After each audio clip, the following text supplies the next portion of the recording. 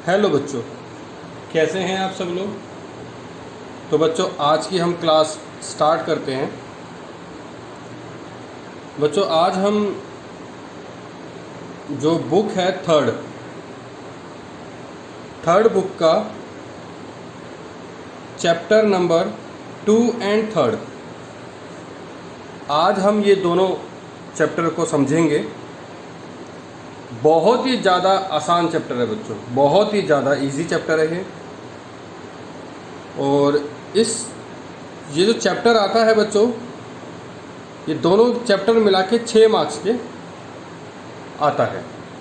यानी कि अगर आपने आज की क्लास अच्छे से अटेंड कर ली और देख ली ये सेकंड चैप्टर और थर्ड चैप्टर की,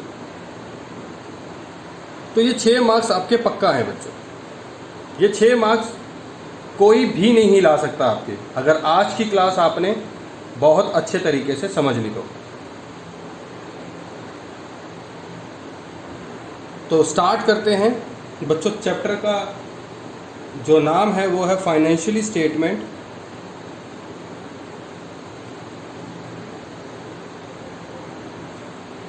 analysis and comparative and common size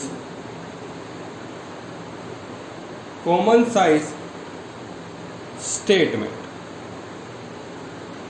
ठीक है बच्चों, financial statement, analysis and comparative and common size statements. तो आज हमें सबसे पहले फाइनेंशियल स्टेटमेंट एनालिसिस क्या होता है इसकी डिफाइन सबके सब बच्चे देखें और समझें।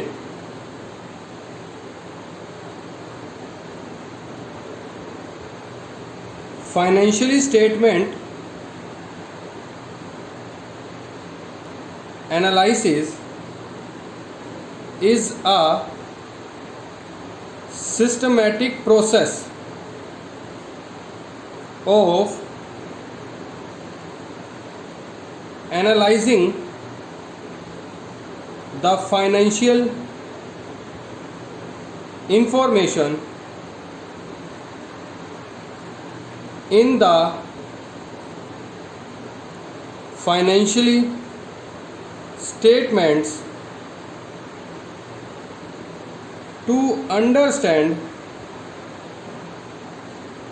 and take economic decision। अगर आपको ये डिफाइन बिल्कुल इसी तरीके से याद हो गई और एग्ज़ाम्स में आ गई तो आपके 1 मार्क्स पक्का।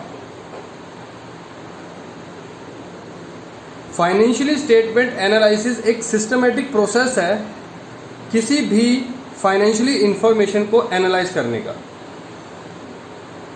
और वो फाइनेंशियली स्टेटमेंट में से एनालाइज करते हैं, समझते हैं, और जब ये सारा प्रोसेस समझ में आ जाता है फिर हम इकोनॉमिक डिसीजन लेते हैं।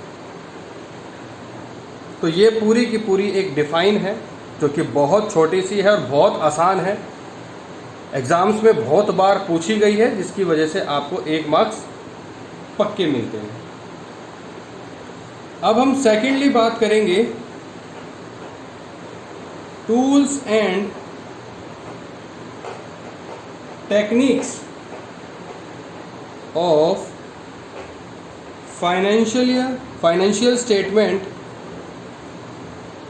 एनालिसिस। मतलब जो हम ये सब कुछ एनालाइज करते हैं, इसके टूल्स और टेक्निक्स क्या होती है, किस तरीके के टूल्स और टेक्निक्स को हम अपनाते हैं इस फाइनेंशियल स्टेटमेंट को एनालाइज करने के लिए। तो लिखेंगे, सबसे पहले लिखेंगे कंपैरेटिव एनालिसिस। कंपैरेटिव एनालिसिस क्या होता है बताएंगे, समझाएंगे। बल्कि आज जो हमारी बात होनी है वो इसी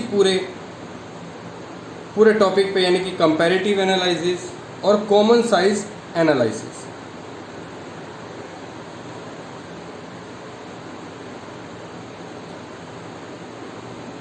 थर्ड है टूल्स या टेक्निक, रेशियो एनालिसिस। फोर्थ है कैश फ्लो स्टेटमेंट। ठीक है, ये 4 टूल्स और टेक्निक्स हैं फाइनेंशियल स्टेटमेंट को एनालाइज करने के लिए।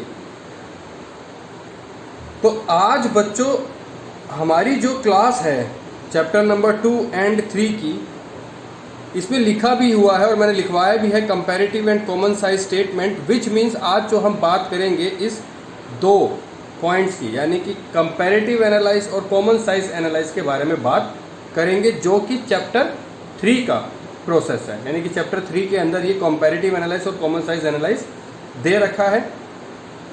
और अगर मैं बात करूँ रेशियो एनालिसिस की, तो ये चैप्टर नंबर 4 है, जो कि हम ये बाद में समझेंगे।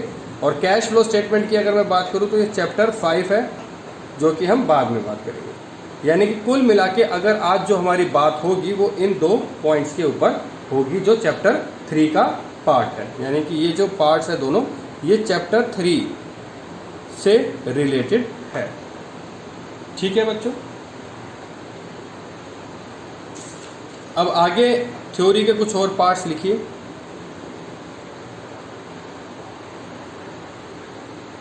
Types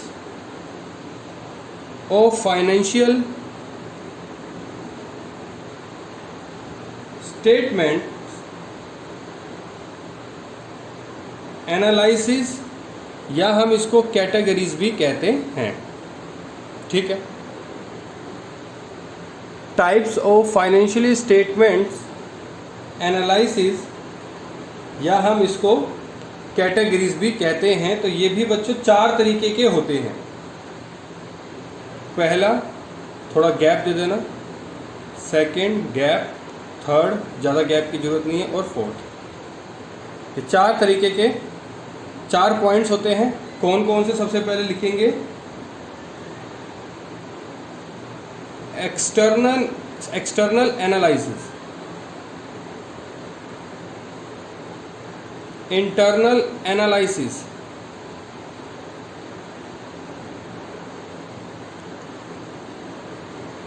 horizontal analysis, vertical analysis. चलो, 4 तरीके की एनालिसिस होती हैं, या हम इसको बोलते हैं टाइप्स या कैटेगरीज।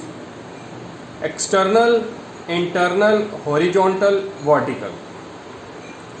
अब ये एक्सटर्नल एनालिसिस, इंटरनल एनालिसिस क्या होती हैं, हॉरिजॉन्टल, वर्टिकल ये क्या होती है, इसको समझेंगे। पहले मैं लिखवाया है मैंने आपको एक्सटर्नल, लेकिन पहले मैं इंटरनल के बारे में बता देता हूँ। बच्चों, एक ऑर्गेनाइजेशन है, एक ऑर्गेनाइजेशन के अंदर CEO, CFO होते हैं। तो ये अपने स्टेटमेंट को खुद एनालाइज कर लेते हैं और डिसीजन ले लेते हैं। ठीक है, मतलब हमें किसी बाहरी व्यक्ति की आवश्यकता नहीं है। ये CEO, CFO ये खुद से ही ना अपने आप ही एनालाइज कर लेते हैं स्टेटमेंट को देखकर। तो इसको तो बोलेंगे इंटरनल एनालिसिस। तो पहले इंटरनल एनालिसिस की डिफाइन लिखे, it is conducted by management. देखो यहाँ पर मैंने ये अंडरलाइन कर दिया, it is conducted by management, management के द्वारा कंडक्ट किया जाता है। To know financial position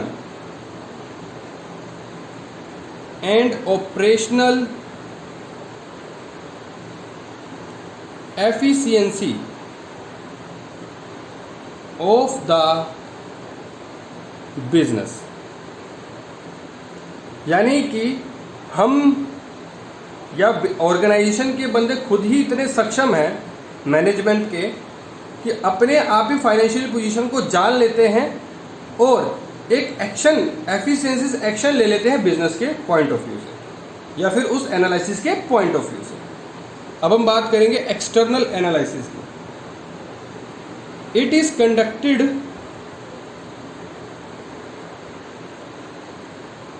conducted by those who do not have access to the detailed records of an enterprises। मतलब समझे, मतलब ऐसे लोग एनालाइज कर लेते हैं जिनको इंटरप्राइजेस का डिटेल्ड में रिकॉर्ड पता ही नहीं है और वो एनालिसिस कर लेते हैं। जैसे कि हमारे बाहरी क्रेडिटर्स अपने आप ही एनालिसिस कर लेते हो।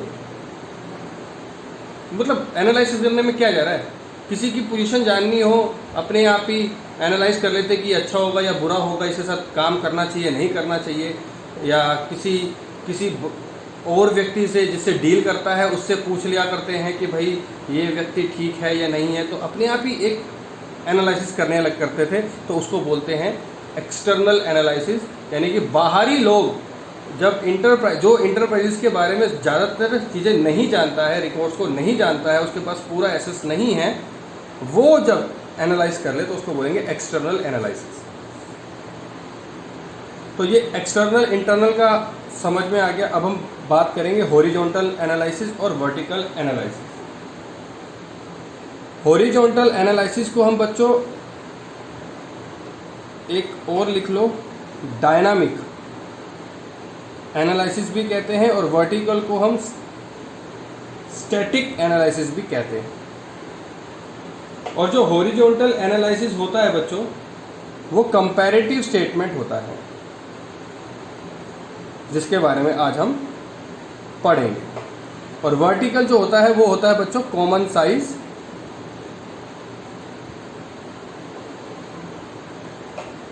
स्टेटमेंट। ठीक है, तो इन दोनों के बारे में तो हमने पढ़ना ही है। तो ये सारी बातें आपको समझ में आ गई। अब थोड़ा सा हॉरिजॉन्टल और वर्टिकल एनालिसिस का मैं बारे में आपको समझा देता हूँ, ये होता किस तरीके से है या हम कहते किस तरीके से है।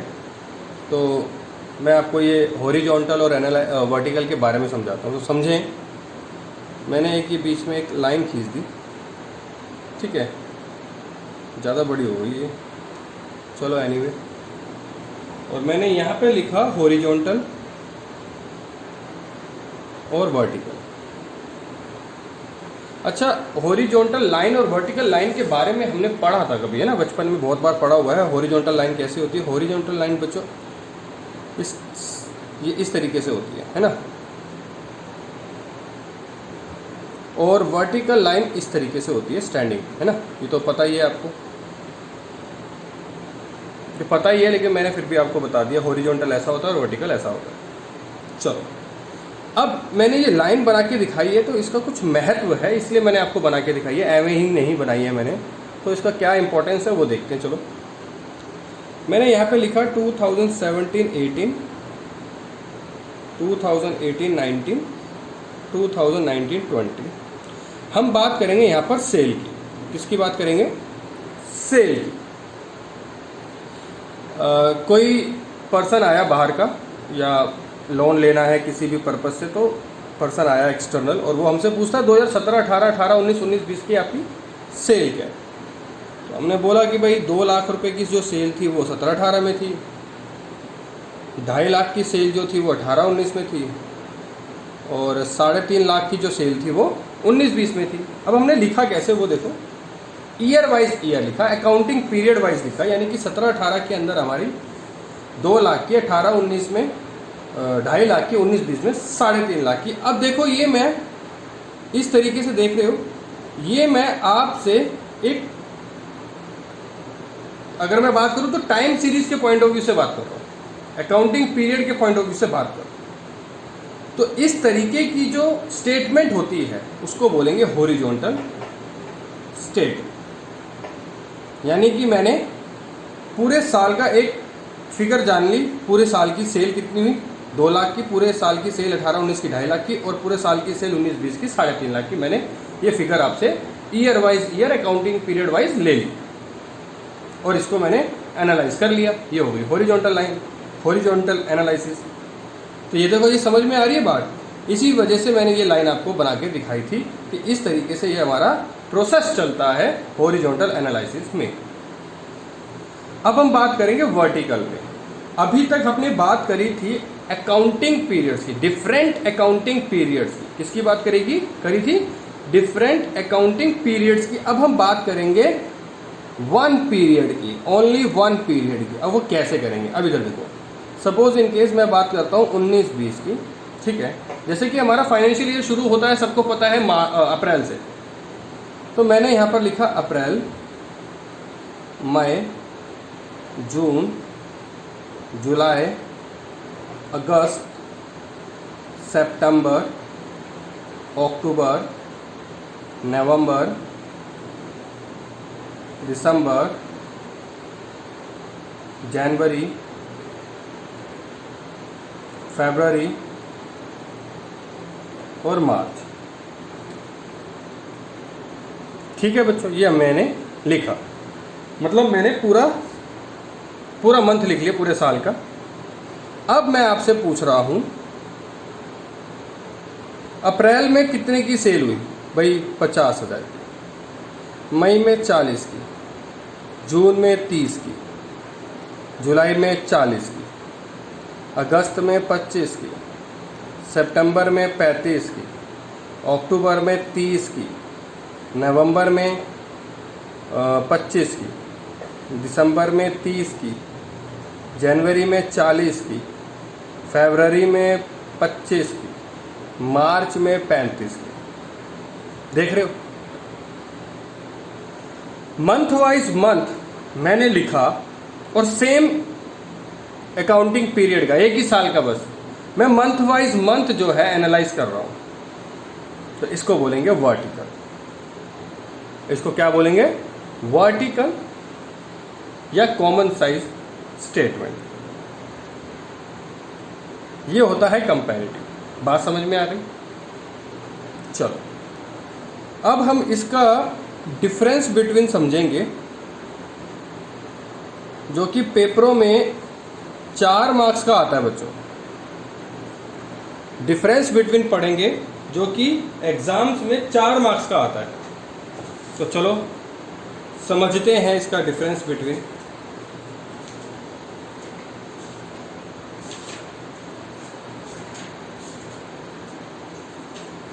आपकी बुक्स में भी दे रखा होगा, तो इसको आप देख लीजिए। Horizontal analysis, vertical analysis. Period की बात करें, it require financially statements of 2 और मोर अकाउंटिंग पीरियड। यहाँ पर 2 या 2 से ज़्यादा अकाउंटिंग पीरियड की रिक्वायरमेंट होती है फाइनेंशियली स्टेटमेंट को कंप्लीट करने के लिए हॉरिजॉन्टल एनालिसिस में। और वर्टिकल एनालिसिस में it require a financial statement of 1 period. यह मैं आपसे बात कर ही चुका हूँ, ये एग्जाम्पल में मैंने आपको समझा ही दिया है, ठीक है। दूसरा है components of item. It deal with same items of different period, यानी कि सेम आइटम की हम बात करते हैं डिफरेंट पीरियड में, यानी कि अलग अलग पीरियड्स में आइटम सेम ही होती है, जबकि वर्टिकल में अलग अलग आइटम होते हैं और पीरियड सेम होता है, ठीक है जी। इंफॉर्मेशन की अगर बात करें, it provide information in absolute and percentage term, यानी कि इसके अंदर जो इंफॉर्मेशन हमें मिलती है वो एब्सोल्यूट और परसेंटेज टर्म में मिलती है। अब ये एब्सोल्यूट और परसेंटेज टर्म किसे कहते हैं, ये मैं आपको क्वेश्चन के माध्यम से समझाऊंगा। और वर्टिकल एनालिसिस में ओनली परसेंटेज टर्म्स में ही इंफॉर्मेशन प्रोवाइड होती है, ठीक है। Usefulness, it is generally use for time series analysis. ये टाइम सीरीज एनालिसिस होता है, जबकि ये क्रॉस सेक्शनल एनालिसिस होता है। यानी कि अगर हम बात करें तो ये टाइम सीरीज एनालिसिस से इस्तेमाल होता है जनरली, और जबकि ये क्रॉस सेक्शनल एनालिसिस से इस्तेमाल होता है, यूज होता है। कंपैरिजन की बात करें तो it is a part of comparison और it is the step towards comparison. यानी कि ये हिस्सा है हमारा कंपैरिजन का और ये स्टेप है कंपैरिजन। ठीक है बच्चों, तो ये 4 मार्क्स आपके पक्के कर देगा एग्ज़ाम्स में आ गया तो। ठीक है बच्चों, तो ये बात समझ में आ गई हॉरिजॉन्टल एनालिसिस और वर्टिकल एनालिसिस किसे कहते हैं।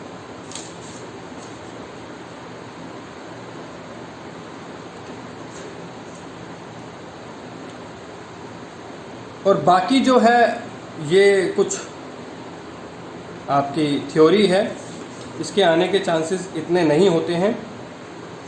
तो ये 2-4 चीज़ें थी इसके अंदर समझने के लिए, जो कि मैंने आपको समझा दी है।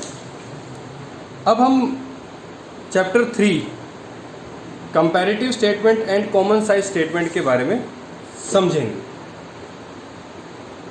ठीक है बच्चों, तो comparative statement and common size statement कहते किसे हैं उसको पढ़ेंगे हम, उसको समझेंगे हम।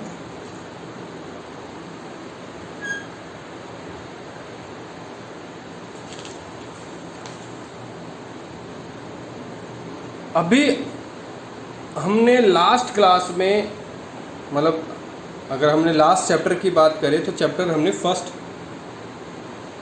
हमने किया था फाइनेंशियल स्टेटमेंट। ठीक है, फाइनेंशियल स्टेटमेंट हमने पढ़ा था, जिसके अंदर हमने 2 चीज़ें सीखी थी। एक part 1 schedule 3 of companies act 2013 और एक हमने पढ़ा था part 2 schedule 3 of companies act 2013। ये था बैलेंस शीट के ऊपर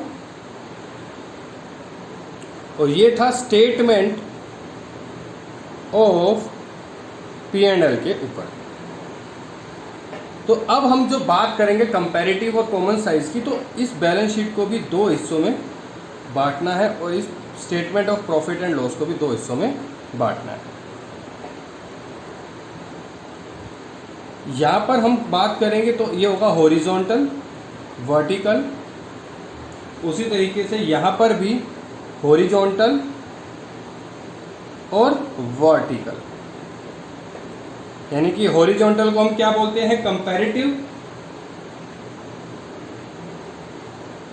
और वर्टिकल को कॉमन साइज।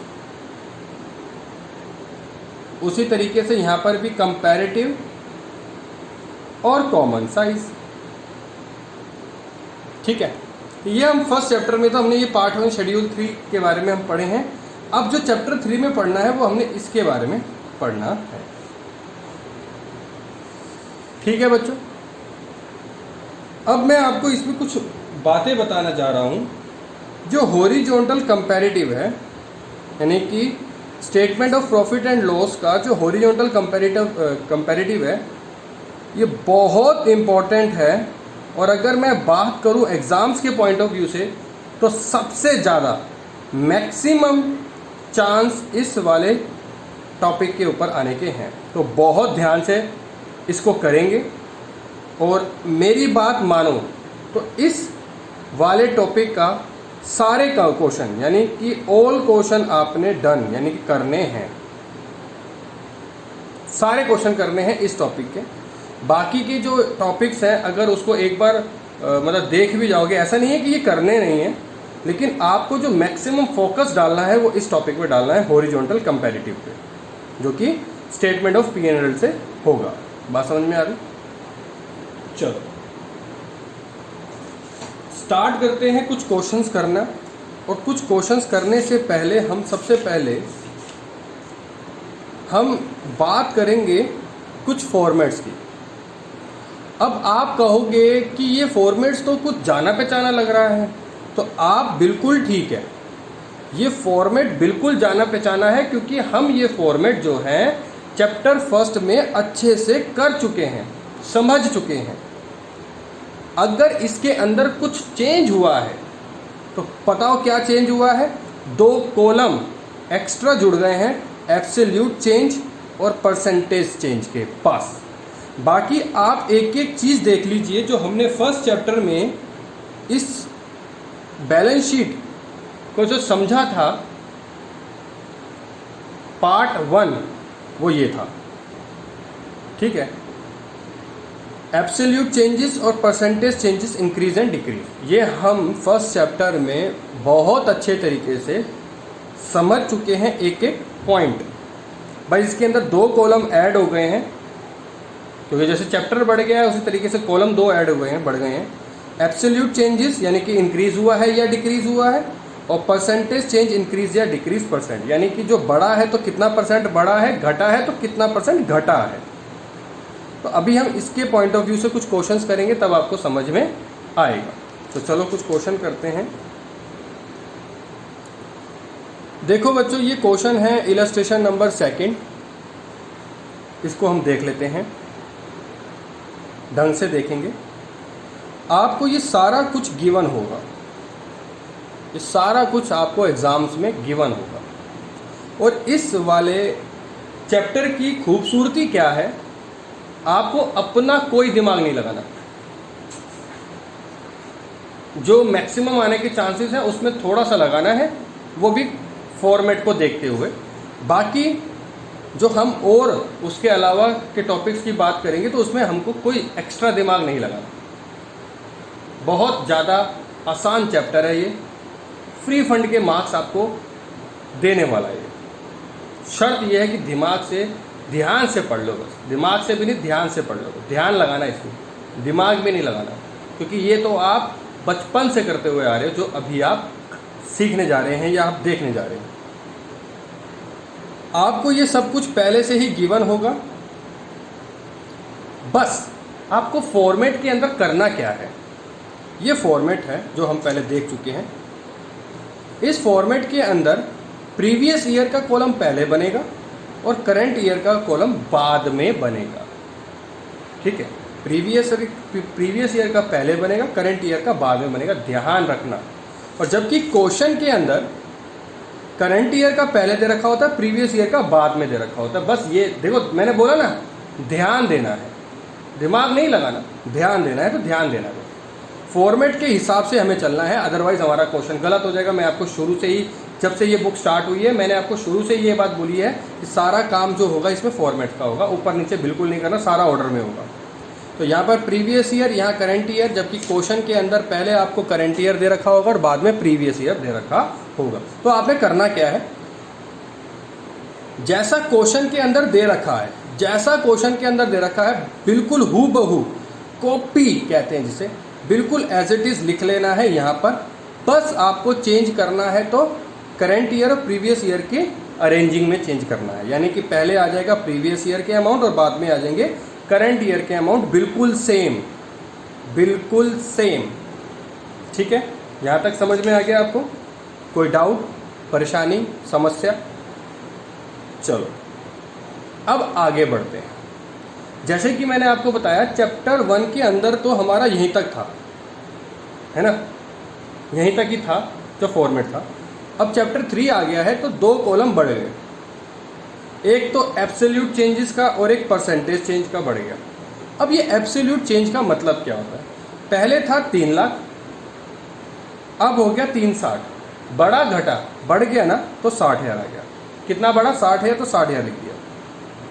पहले था 1,20, बाद में हो गया 1.5 लाख, बढ़ गया, हाँ जी बढ़ गया, कितना? 30,000। पहले था 1,70, बाद में हो गया 2,55, कितना बढ़ गया? 85। 1.5 लाख पहले था, अब हो गया 1,20, तो ये तो घट गया तो ब्रैकेट में रख देंगे 30,000। अब इन सब का कर देंगे टोटल, 60 और 30 90 और 85 1,75, 1,75 में से 30 गए 1,45, तो यहाँ आ गया 145। अब हम बात करेंगे परसेंटेज चेंज की। इसका एक फॉर्मूला है, देखो ये जो पहला कॉलम है प्रीवियस ईयर का, पहला कॉलम है मतलब कॉलम तो दूसरा है, पहला कॉलम तो नोट नंबर है, जो दूसरा कॉलम है प्रीवियस ईयर का इसको बोलेंगे ए,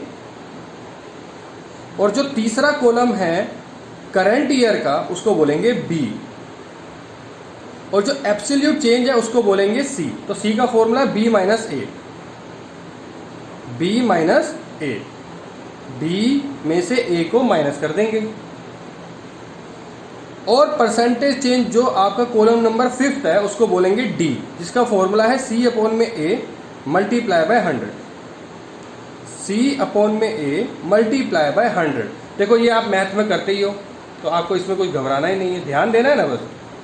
तो पहले तो आपने सी निकाल लिया जिसका फॉर्मूला बी माइनस ए है, तो सिंपल हो गया। फिर दूसरी में 5वें कॉलम में आपको डी निकालना है जिसका फॉर्मूला सी अपॉन में ए इंटू 100। अब सी क्या है, सी है 60,000, ए क्या है 3 lakh. 60,000 divided by 3 lakh into 100 तो निकल गया 20%। उसी तरीके से अगर मैं सेकंड की बात करूँ रो की, 30,000 अपॉन में 1,20,000 इंटू 100 निकल गया 25%। ऐसे ये सारे निकाल लें, और जब ये सारे निकालोगे तो जैसे कि ये बैलेंस शीट है, तो जब ये बैलेंस शीट 19.60 यानी कि लायबिलिटी साइड 90.60 आई है तो एसेट्स भी 90.60 ही आएगा। बात समझ में आ गई बच्चों? इसको बोलते हैं कंपैरेटिव बैलेंस शीट। क्या बोलेंगे? Comparative balance sheet. हाँ, इसके आने के चांसेस कम है, लेकिन ऐसा नहीं है कि आएगा नहीं, चांसेस कम है, आने के चांसेस तो है ना थोड़े बहुत। चलो, तो ये कंपैरेटिव बैलेंस शीट समझ में आ गई आपको? इसको बोलते हैं कंपैरेटिव बैलेंस शीट। चलो आगे। अब इसको देखिए, comparative profit and loss. Comparative profit and loss जिसके आने के चांसेस सबसे ज़्यादा हैं, जिसके आने के चांसेस सबसे ज़्यादा हैं। और वो होता क्यों है उसका भी मैं आपको रीज़न दूंगा कि इसके आने के चांसेस सबसे ज़्यादा क्यों होते हैं। तो इस फॉर्मेट को भी हम चैप्टर 1 में पढ़ चुके हैं, देख चुके हैं, जहाँ पर प्रीवियस ईयर, करंट ईयर, फिर वही सी का फॉर्मूला बी माइनस ए और डी का फॉर्मूला सी अपॉन में ए इंटू 100। फॉर्मूला सेम है, एब्सोल्यूट चेंजेस इंक्रीज और डिक्रीज और परसेंटेज चेंज इंक्रीज और डिक्रीज। तो ये दो कॉलम जो है वो तो सेम ही है जो अभी हमने कंपैरेटिव बैलेंस शीट में समझा, उसी तरीके से प्रॉफिट एंड लॉस के अंदर है। बस यहाँ पर मतलब अब ऑब्वियस ही बात है ना, वो तो चेंज होंगे ना, आइटम्स तो चेंज होंगी। यहाँ पर हम खर्चों के पॉइंट ऑफ व्यू से बात करते हैं, वहाँ फाइनेंशियल स्टेटमेंट के पॉइंट ऑफ व्यू से बात करते हैं। तो ये फॉर्मेट आपको चैप्टर 1 में भी मैं आपको समझा चुका हूँ और इसको याद रखना ही रखना है, ऑर्डर वाइज इवन। चलो, अब ये खासियत क्या है इसमें, किस तरीके का क्वेश्चन आता है, क्यों इंपॉर्टेंट है, क्यों सबसे ज़्यादा आने के चांसेस होते हैं, वो समझते हैं। चलो, क्वेश्चन नंबर 8 देखिए बच्चों। क्वेश्चन नंबर 8 देखिए। यहाँ पर आपको, अब जैसे मैं आपको एक बात बताता हूँ, हमने ये बैलेंस शीट समझी थी ना, हमने ये बैलेंस शीट समझी थी, बिल्कुल हूबहू चिपका डालना है, इसके अंदर बिल्कुल हूबहू नहीं चिपकाना। इसके अंदर और उसके अंदर में फ़र्क क्या है और इसके आने के चांसेस ज़्यादा क्यों होते हैं, क्योंकि एग्जामिनर भी तो चेक करता है कि बच्चा ध्यान भी दे रहा है या नहीं दे रहा, देख भी रहा है कि नहीं देख रहा, फॉर्मेट याद है कि भी नहीं है। तो वो यहाँ पर आके उसको, मतलब यहाँ पर आके वो चेक करता है इस क्वेश्चन में, तभी इसके आने के चांसेस बहुत ज़्यादा होते हैं। तो इसलिए इसको ध्यान दीजिए, मुश्किल नहीं है, सारा काम जो है, सारा गेम जो है फॉर्मेट का ही है। देखो जी, prepare comparative statement of profit and loss from the following. ये आपको पूरा क्वेश्चन दे रखा होगा जिसमें रेवेन्यू फ्रॉम ऑपरेशन यानी कि नेट सेल दे रखा है करंट ईयर का और ये प्रीवियस ईयर का। Purchase of stock in trade current year purchase year का दे रखा है। Change in inventory of stock in trade current year purchase year और प्रीवियस ईयर का दे रखा है। अदर एक्सपेंसेस दे रखे हैं आपको 8%, 10% और टैक्स दे रखा है 30% और 30%। चलो, अब समझते हैं इसको ध्यान से। ये है बच्चों इस पूरे क्वेश्चन का सॉल्यूशन। समझते हैं इसको, ये क्या कह रहा है। मैंने आपसे सबसे पहले फॉर्मेट में जब कंपैरेटिव बैलेंस शीट समझाया था तो मैंने आपको कहा था कॉलम चेंज होगा ना, पहले प्रीवियस ईयर आ जाएगा, बाद में करंट ईयर आ जाएगा, तो वहाँ यहाँ पर भी वही करना है। यानी कि जो सेकंड कॉलम है ए प्रीवियस ईयर का और करंट ईयर का बी, जो फोर्थ कॉलम है जिसका सी निकालना है वो बी माइनस ए निकालना है। लेकिन इसके अंदर सबसे खासियत बात क्या है कि आप ये देख रहे हैं कि बिल्कुल एज इट इज़ हमने नहीं चिपकाया।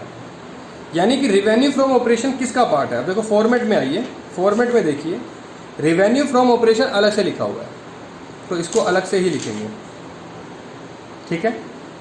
3,20,000 प्रीवियस ईयर का, करंट ईयर का 5 लाख, कितना डिफरेंस आया जी, 1,80,000 का। फॉर्मूला D = C अपॉन में इंटू 100। सी क्या है 180, ए क्या है 3,20,000, तो 1,80,000 डिवाइडेड बाय 3,20,000 इंटू 100 तो निकल के आ जाएगा 56.25। फिर उसके बाद purchase of stock in trade किसका पार्ट है, purchase of stock in trade बच्चों, ये एक्सपेंस देख रहे हैं, यहाँ लिखा purchase of stock in trade, तो यानी कि इसको आप कॉलम के अंदर डालेंगे सेकंड कॉलम लिख के। यानी कि मेन पॉइंट हो गया पहला रिवेन्यू फ्रॉम ऑपरेशन और दूसरा मेन पॉइंट हो गया एक्सपेंस, और इस मेन पॉइंट का सब हेडिंग हो गई purchase of stock in trade, change in inventory of stock और अदर एक्सपेंस। बात समझ में आ रही। तो यहाँ पे तो अमाउंट लिखा हुआ है 4.5 लाख 2.5 लाख, तो पहले 2.5 लाख लिखेंगे, फिर 4.5 लिखेंगे, फिर सी निकालेंगे बी माइनस ए करके, 4.5 में से 2.5 गए तो आ गया 2, और फिर इसका निकालेंगे हम परसेंटेज, यानी कि 2 लाख अपॉन में 2.5 लाख इंटू 100 तो निकल के आ गया 80%। उसी तरीके से stock in trade 50,000 50,000 no changes, दोनों में 50,000 है, नो चेंजेस डैश डैश। अब बात करेंगे अदर एक्सपेंस की, जो कि हमको परसेंटेज में दे रखा है, वैल्यू नहीं दे रखी। किस में दे रखा है, परसेंटेज में, और वैल्यू नहीं दे रखी। तो अब हम इसके लिए क्या करेंगे, अब हमको इसके लिए निकालना है दिमाग। अदर एक्सपेंस निकालने के लिए अदर एक्सपेंस कितना है 8%। अब 8% हमें निकालना है, तो कैसे निकालेंगे वो देखते हैं। बहुत, अब देखो यहाँ दिमाग लगाना है क्योंकि इसी के आने के चांसेस बहुत ज़्यादा है, तो यहाँ पे हमको थोड़ा सा दिमाग लगाना पड़ेगा, ठीक है। अब वो दिमाग कैसे लगाना है वो देखो। हमें ये पार्ट उठाना है, ये पार्ट उठाना है, ये देख रहे हैं, purchase, change in inventory of stock in trade, cost of revenue from operation, other expense और कॉस्ट ऑफ रिवेन्यू। अब इधर देखो, आपने ये वर्किंग नोट बनाना है जब भी कभी आपको अदर एक्सपेंस परसेंटेज में दे रखा हो। इसके लिए थोड़ा सा दिमाग लगाना है। सबसे पहले हमें लिखना है हमारे expenses. Purchase of stock in trade previous year का 2.5 लाख, करंट ईयर का 4.5। Change in inventory of stock in trade 50,000 50,000, तो हमें सबसे पहले ये लिखना है। तो टोटल एक्सपेंस कितना हो गया, टोटल एक्सपेंस हो गया जी 3 लाख। कितना हो गया 3 लाख। टोटल एक्सपेंस हो गया जी 5 लाख। कितना हो गया 5 लाख, ठीक है। अब मैं अगर बात करूं तो ये cost of revenue from operation भी यही आया, देखो 3 लाख और 5 लाख। बात समझ रहे हो, 3 लाख और 5 लाख, अगर इन दोनों का प्लस भी करेंगे तो भी वही आएगा, देखो 3 लाख और 5 लाख। अब अदर एक्सपेंस हमें निकालना है जो कि हमें नहीं दे रखा। हमें लिखा हुआ है 8% और 10% लिखा हुआ है। किसका 8% किसका 10% ये भी नहीं लिखा, किसका 8% किसका 10% ये भी नहीं लिखा। बात समझ रहे हो। तो अब हमें करना क्या है, ध्यान देंगे। देखो, जब भी कभी लिखा हुआ है अदर एक्सपेंस, लिखा हुआ है कि cost of revenue from operation हो या कॉस्ट ऑफ गुड्स सोल्ड, बस तो ये तो आसान हो गया। Cost of revenue from operation कितना निकला 3 लाख 5 लाख, यानी कि ये खर्चा हुआ है ना ऑपरेशन करते समय। ऑपरेशन मतलब काम करते समय, वर्क इन प्रोग्रेस करते समय खर्चा हुआ है 3 लाख का, और 5 लाख का करंट ईयर में खर्चा हुआ। तो 10% ऑफ अदर एक्सपेंस, तो 3 लाख का 10% और 5 लाख का 8%। 3 लाख का 10%, 5 लाख का 8%, तो ये आ गया 30,000 और 40,000। 30,000 40,000, समझ में आ गया। आपने इन दोनों को प्लस करना है, जितना आपने कॉस्ट ऑफ ऑपरेशन में खर्च किया है, बस इन दोनों को प्लस करना है और उसका परसेंटेज निकाल दो, 30,000 और 40,000। फिर उसके बाद सी निकालना है, बी माइनस ए, फिर डी निकालना हैगा, सी अपॉन में ए 33.33। तो यहाँ तक तो समझ में आ गया। फिर अब इन तीनों को कर देंगे प्लस, इन तीनों को कर देंगे प्लस, तो 3 लाख और 3 लाख तो पहले से 30,000 और जुड़ गया, तो 3 total expense, 5 total expense, 2 total expense और 63.64 अलग से निकलेगा इसका। ठीक है, या इसमें से इसको माइनस कर दो। तो प्रॉफिट बिफोर टैक्स निकालना है हमें। टोटल एक्सपेंस हो गया, टोटल प्रॉफिट बिफोर टैक्स निकालना है। प्रॉफिट बिफोर टैक्स निकालने के लिए हमें क्या करना है, 1 - 2। अब फर्स्ट क्या है, रेवेन्यू फ्रॉम ऑपरेशन, और सेकंड क्या है, एक्सपेंस, माइनस कर दो। ये है 3 पीस, ये है 3 30, तो 10,000 का 10,000 नेगेटिव में आ गया और यहाँ पे 40,000 नेगेटिव आ गया। बात समझ में आ गई। तो इन दोनों में चेंजेस क्या हुई, 30,000 की नेगेटिव और 300% निकल के आ गया। यानी कि अभी तो देखो 30,000 अपॉन में 10,000 इंटू 100। ठीक है जी। टैक्स क्या बना, अब जब नेगेटिव में आया है तो कोई टैक्स नहीं है, dash dash dash dash dash dash, और ये 10,000 40,000 30,000 और 300%। तो ये पूरा आपका हो गया क्या, comparative statement of profit and loss. बात समझ में आ गई। इस बात का ध्यान रखना, टैक्स कभी भी लॉस की कंडीशन में नहीं निकलता। जब भी कभी आपका लॉस निकल जाए तो आपका टैक्स नहीं निकलेगा, ये बात ध्यान रखना। तो ये था हमारा comparative statement of profit and loss. आगे बात समझ में। चलो,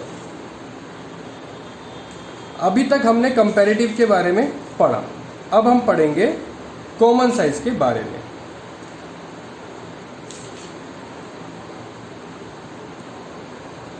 कंपैरेटिव में और कॉमन साइज में डिफरेंस क्या होता है। कंपैरेटिव में 2 कॉलम क्रिएट होते हैं, एब्सोल्यूट और परसेंटेज का। इसके अंदर भी 2 कॉलम क्रिएट होते हैं। यहाँ पर जो क्रिएट होते हैं वो होता है प्रीवियस ईयर परसेंटेज का और करंट ईयर परसेंटेज का, बस। Common size of profit, common size जो हम फॉर्मेट है प्रॉफिट एंड लॉस का, उसके अंदर 2 कॉलम जो क्रिएट होते हैं अलग से, वो होते हैं प्रीवियस ईयर परसेंटेज और करंट ईयर परसेंटेज।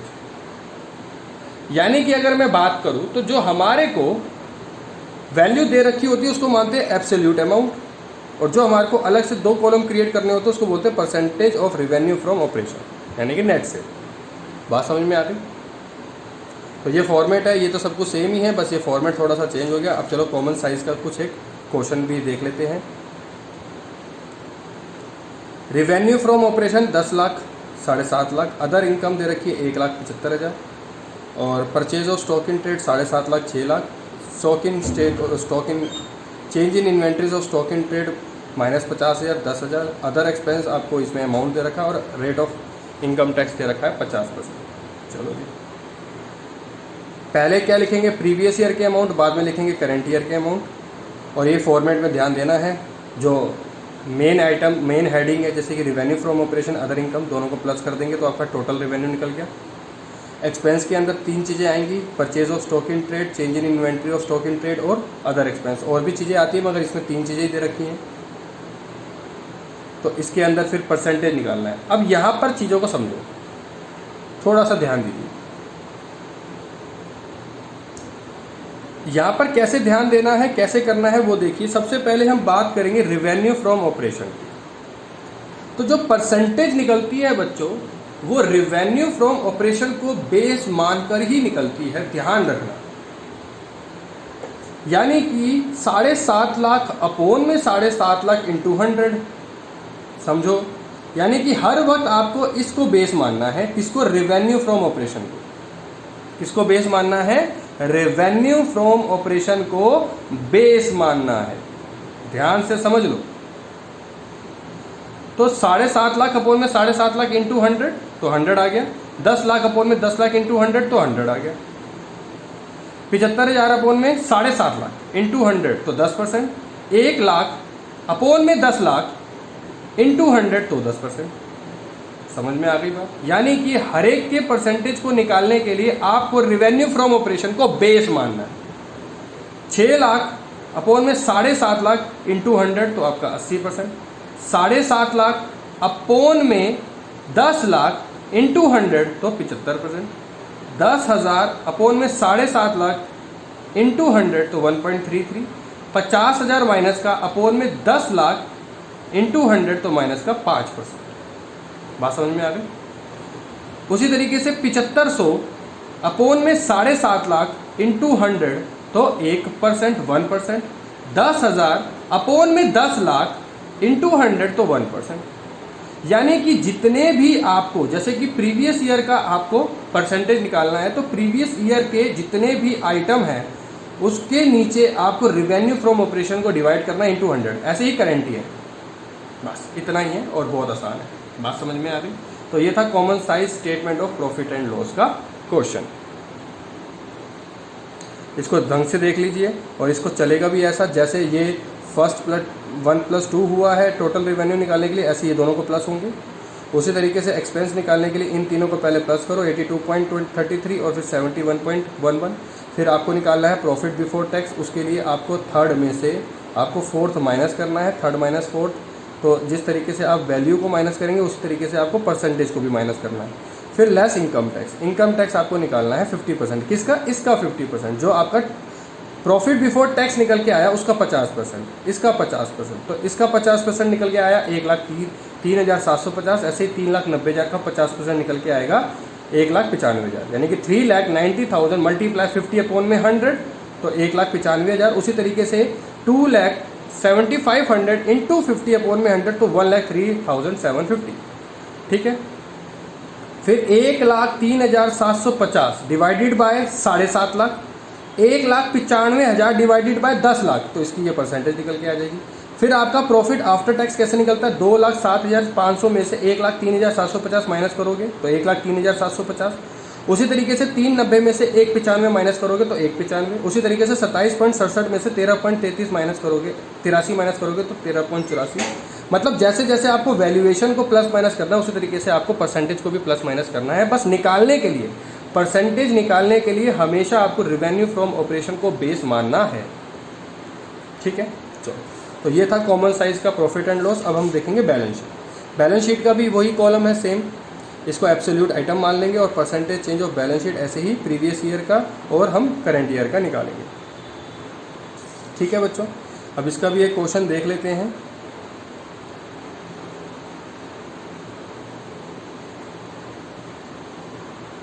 अब इसको कैसे निकालना है वो देखेंगे जरा।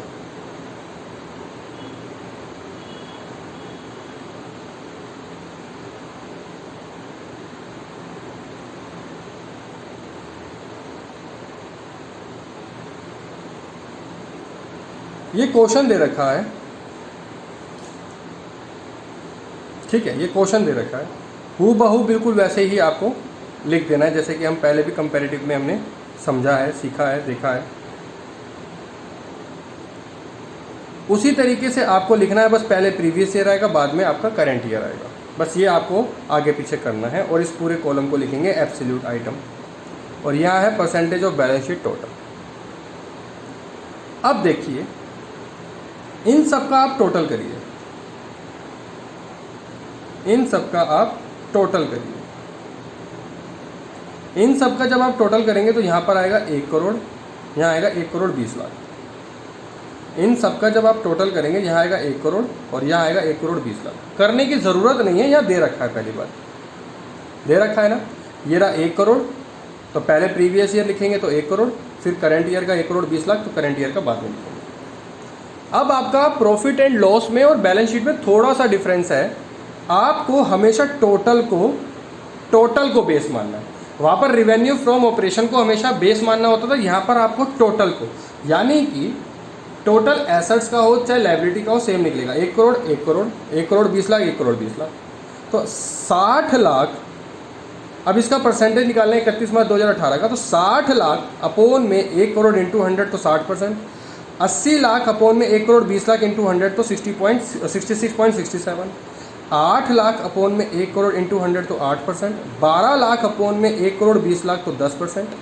यानी कि आपको हर एक परसेंटेज निकालने के लिए इनको बेस मानना है। ऐसे इसका 100 निकल जाएगा, ऐसे ही आपको एसेट्स का निकालना है। ठीक है बच्चों, तो ये थे हमारे सारे क्वेश्चन कंपैरेटिव और कॉमन साइज़ के। जो कि आपको अब अपने आप बस फॉर्मेट का ध्यान देना है। और जो मैंने आपको कंपैरेटिव प्रॉफिट एंड लॉस के बारे में बताया कि ज़्यादा फोकस करना है उस पर, बस उसी पे दिमाग लगाना है, बाकी सब पे ध्यान देना है। तो आज ये हमारा सेकंड चैप्टर थर्ड चैप्टर ख़त्म हो चुका है, क्योंकि इसमें कुछ ज़्यादा करना नहीं है, कुछ फॉर्मेटिंग है सारी, और परसेंटेज निकालना है। परसेंटेज कैसे निकालनी है वो मैं आपको समझा चुका हूँ। तो मेरा आपके साथ एक ही बात रहेगी कि जो प्रॉफिट एंड लॉस का कंपैरेटिव वाला क्वेश्चन है उस पर आप ज़्यादा फोकस करिएगा। बाकी इन सब के एक एक दो दो क्वेश्चन भी कर लेंगे तो भी चलेगा, लेकिन उस टॉपिक से रिलेटेड आपको सारे क्वेश्चन करने हैं, वो बहुत मैंडेटरी है। ठीक है बच्चों, बाकी नेक्स्ट क्लास में मिलते हैं नए चैप्टर के साथ।